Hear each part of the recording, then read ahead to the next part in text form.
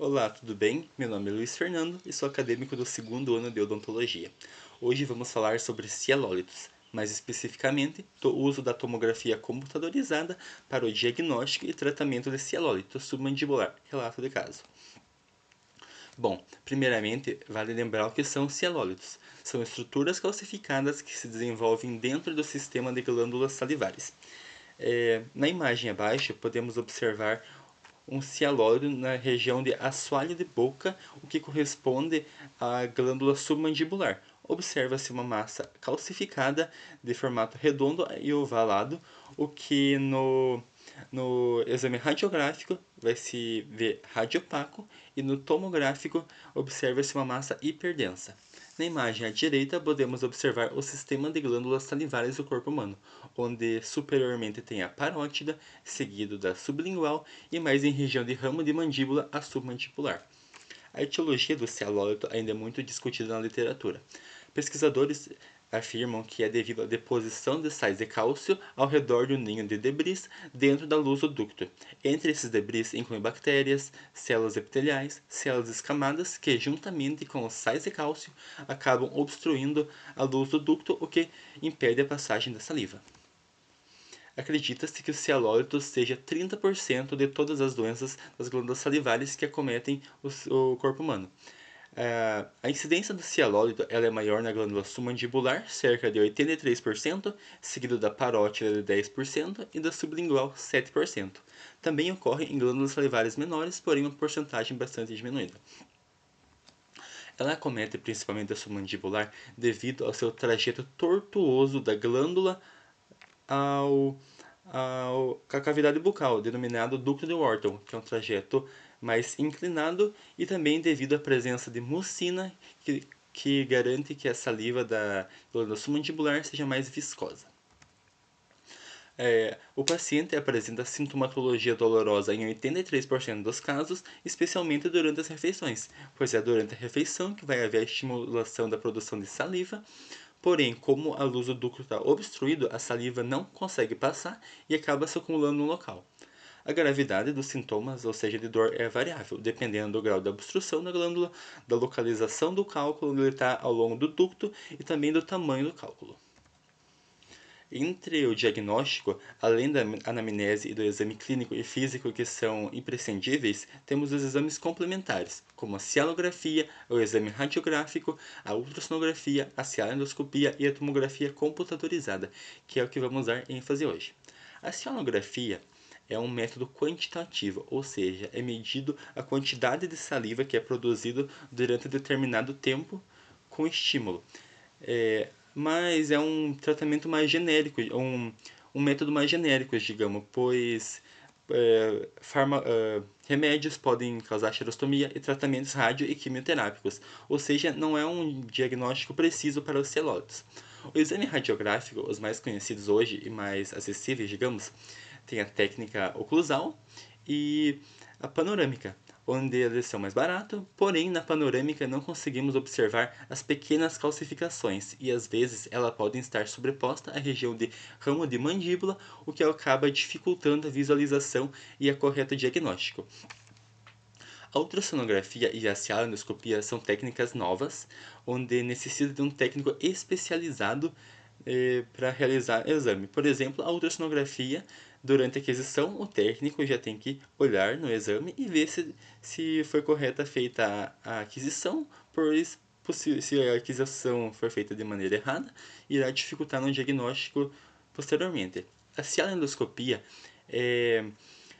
o endoscópio é colocado na luz do ducto e aí podemos observar se há calcificação ou não. Como eu disse, é uma técnica nova onde não tem profissionais habilitados e aparelhos disponíveis no local.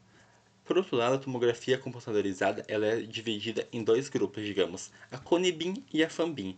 A Fambin ela é utilizada mais na medicina, onde é a área de grande aquisição, a região de tecido mole, tem uma maior radiação. Por outro lado, a Conebin ela é utilizada na odontologia, onde tem menor radiação, que está dentro dos limites permitidos pela Organização Internacional de Radiologia, e ela também tem uma maior resolução de tecidos duros, como dente e osso.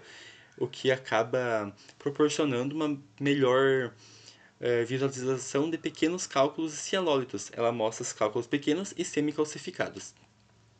É necessário reduzir o valor de quilovoltagem e miliamperagem para a visualização das calcificações, pois reduzindo kV e mA, a gente vai permitir que o raio-x não ultrapasse essas estruturas e acabe ficando no local produzindo uma característica hiperdensa. Vamos agora ao relato de caso. Paciente do sexo feminino de 23 anos relatando dor incontrolada que piorava em horário de refeição. A dor não parava menos com o uso do analgésico e no exame físico foi observado edema sublingual. E no histórico médico da anamnese, a paciente relatou que havia sido removido um cialólito no mesmo local há mais de um ano. Para a aquisição, foi realizada uma tomografia computadorizada com diminuição do valor de kV e mA e foi observada uma pequena massa hiperdensa de aspecto fusiforme localizada em região de tecido mole entre o pé e o primeiro molar. Na imagem, podemos observar um corte axial, onde observa uma pequena massa hiperdensa de aspecto fusiforme localizada em tecido mole na região entre o pré e o molar direito. Essa massa está localizada em tecido mole, por isso está um pouco distante, digamos, da região de ângulo e arco de mandíbula. Podemos observar num corte coronal e num corte sagital também. No tratamento, foi feita uma anestesia local e a drenagem do conteúdo purulento e dos debris com ordenha da região sublingual e submandibular. Na imagem podemos observar o ducto de Morton e também a presença de rânula, que é característica de retroinfecção quando ocorre uma retroinfecção do cianólito. Vale lembrar que o tratamento ele é específico para cada caso. Por exemplo, se o cálculo ele é menor, a gente pode fazer uma ordenha da glândula, onde o cálculo vai sair pelo lúmen do ducto. Porém, quando o cálculo é maior, é necessário fazer um plano cirúrgico para retirar o cálculo do local. E no tratamento foi colocado um dreno de Penrose, onde ele foi mantido por 72 horas. Esse dreno ele é bastante utilizado em pós-cirúrgicos, pois ele acaba drenando a quantidade de conteúdo purulento que ainda ficou no local. No vídeo podemos observar que havia bastante conteúdo purulento e o mesmo foi removido com uma excisão e também acredita-se que o cialólito havia sido aspirado juntamente com o conteúdo purulento que acabou se acumulando no local.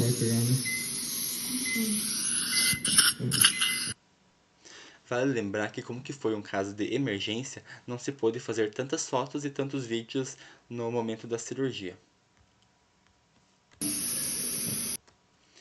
Agora, concluindo, vale lembrar que a tomografia computadorizada ela foi auxiliar no diagnóstico e localização de pequenas calcificações de glândulas salivares, contribuindo assim para o tratamento dessa condição.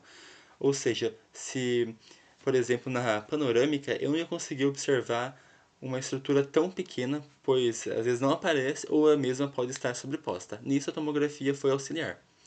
E falando um pouco da paciente do relato de caso, não se exclui a necessidade de futuramente realizar uma excisão ou uma remoção completa da glândula salivar submandibular, caso haja uma nova retrocontaminação. Aqui estão as referências no QR Code que eu usei para fazer esse trabalho. E muito obrigado pelo seu tempo e até mais.